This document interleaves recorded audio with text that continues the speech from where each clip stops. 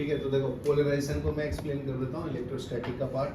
तो polarisation of non polar है। Non polar बोले तो बताओ, नॉन पोलर मतलब जिसमें सिमेट्रिकल मॉलिक्यूल्स होगा, सेम आइटम होगा, जैसे हाइड्रोजन हाइड्रोजन, क्लोरीन क्लोरीन, हाँ, तो उसको हम लोग नॉन पोलर बोलते हैं। तो ये सिमेट्रिकल होता है। देखो ये non polar in presence of external electric field E not. तो centre of positive charge in an each molecule of non-polar dielectric is pulled in the direction of electric field। ठीक है, तो ये देखो एक्सटर्नल इलेक्ट्रिक फील्ड है तो pulled हो गया ना, पॉजिटिव वाला राइट साइड में हो गया, नेगेटिव वाला लेफ्ट हैंड साइड में, तो इधर बल्ज हो गया ये। अगर इलेक्ट्रिक फील्ड जीरो नहीं है तो सिमेट्रिकल दिखता है, और अगर इलेक्ट्रिक फील्ड है तो नॉन सिमेट्रिकल दिखेगा। ठीक है, तो while centre of negative charge is displaced in the opposite direction, तो नेगेटिव वाला अपोजिट डायरेक्शन हो गया, ये राइट हैंड साइड में हो गया। Therefore two centre of mass are separated and get distorted, तो इसको डिस्टॉर्टेड मॉलिक्यूल्स बोलते हैं, इसको सिमेट्रिकल मॉलिक्यूल्स। ठीक है ना, तो ये डायग्राम दिया हुआ है। इलेक्ट्रिक फील्ड जीरो होगा तो ऐसा रहेगा, इलेक्ट्रिक फील्ड ऑन कर दोगे तो डिस्टॉर्टेड दिखेगा। ठीक है, ये लिख लो। ठीक है, तो अभी देखो पोलराइजेशन ऑफ पोलर मॉलिक्यूल्स। तो नेक्स्ट टॉपिक है अपना ये 201 पे दिया हुआ है page number, polarization of a polar molecule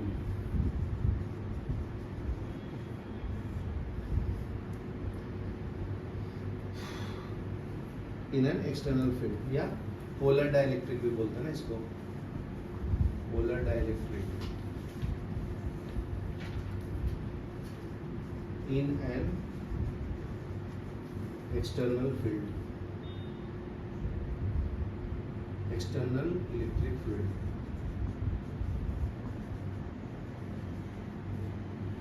ठीक है, तो नेक्स्ट पॉइंट क्या है, मॉलिक्यूल ऑफ पोलर डाइलेक्ट्रिक है टाइनी परमानेंट डाइपोल मोमेंट।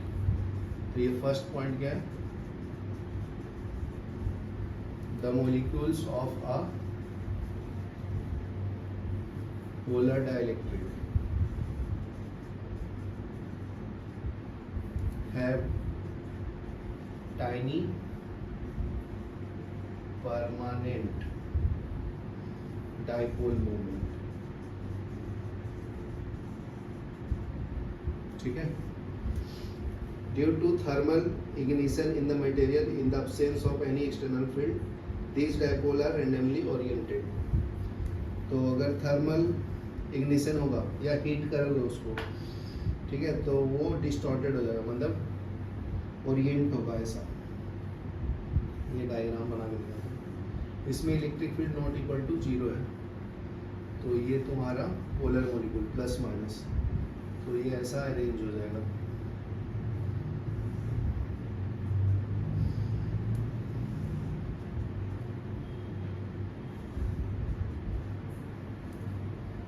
ठीक है, तो इसको क्या बोलेंगे, due to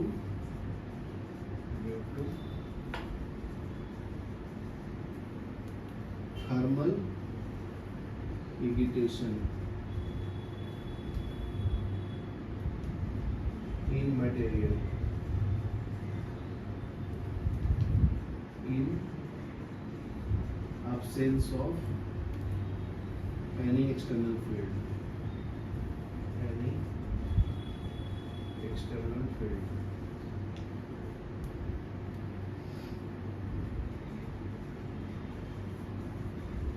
These dipole moment are randomly oriented। ठीक है, hence total dipole moment is zero, तो इसमें dipole moment जीरो होता है, hence total dipole moment is zero। ठीक है, when external field is applied, dipole moment of different molecule tend to align। अगर electric field apply कर दूंगा तो ये ऐसे अलाइन होता है।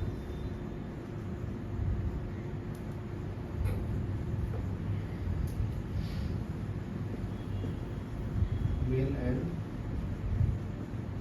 external electric field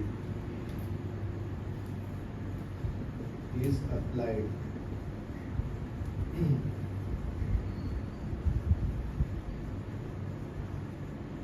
dipole moment of different molecules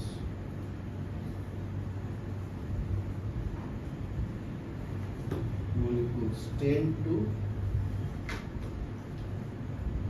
align with the field. ठीक है, as a result dielectric develop पर नेट डाइपोल मोमेंट, तो इसमें एक नेट डाइपोल मोमेंट डेवलप हो जाता है। ठीक है, अगर इलेक्ट्रिक फील्ड नहीं रहेगा तो सिमेट्रिकल दिखेगा तुम्हें, ये तुम्हारा एसिमेट्रिकल दिख रहा है ना, और उसी तरह से पोलर और नॉन पोलर भी सेम ही है। तो इसमें तुम्हारा क्या है, इलेक्ट्रिक फील्ड इक्वल टू 0। ठीक है, तो ये तुम्हें सिमेट्रिकल जैसा दिया, प्लस माइनस।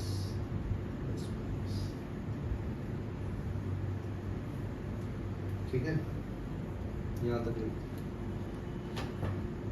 तो अभी देखो जो पॉइंट्स है उसके बाद एक फॉर्मूला रिलेट करके बताता हूँ। तो applied external field which tends to align the dipole with field. ठीक है, एक्सटर्नल फील्ड अप्लाई करोगे तो डाइपोल भी डेवलप होता है ना, प्लस माइनस। तो देखो the applied external field which tends to align dipole with the field ठीक है। Electric field due to induced dipole, तो इसमें इंड्यूस्ड इलेक्ट्रिक फील्ड भी हो जाता है। The electric field due to induced dipole। ठीक है, the polarization in the presence of a strong electric field is shown in the diagram 8.21। ठीक है,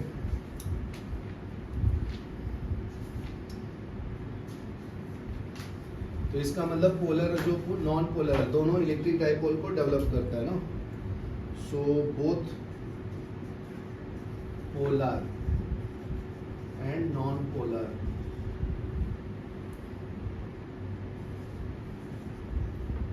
dielectric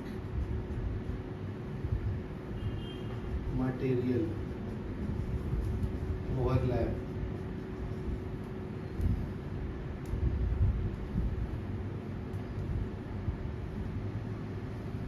both polar and non-polar no develop net dipole moment।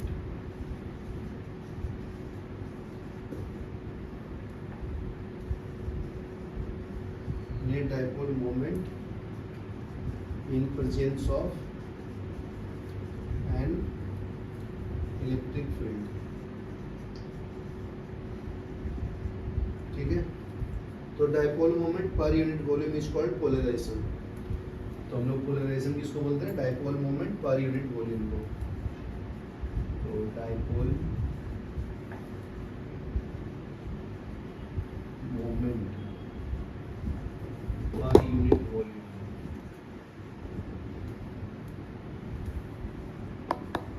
Is called polarisation.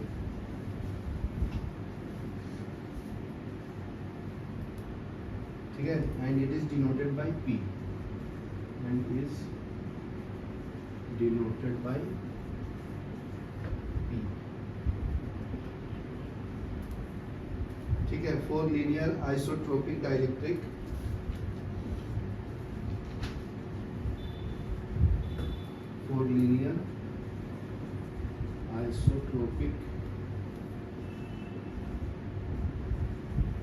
dielectric P bar is equal to x of the electric field।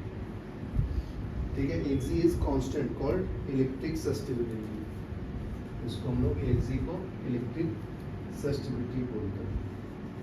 ये formula याद रखना।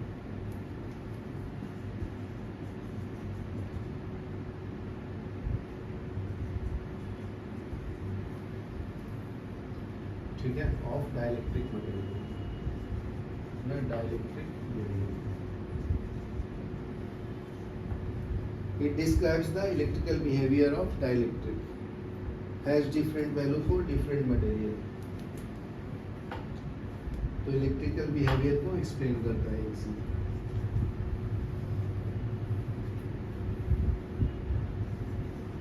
Describes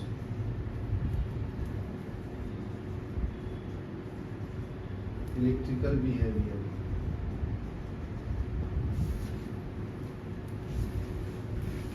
of dielectric.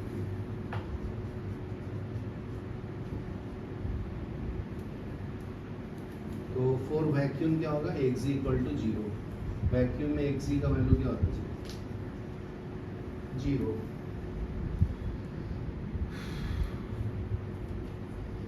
चलो लिख लो यहाँ।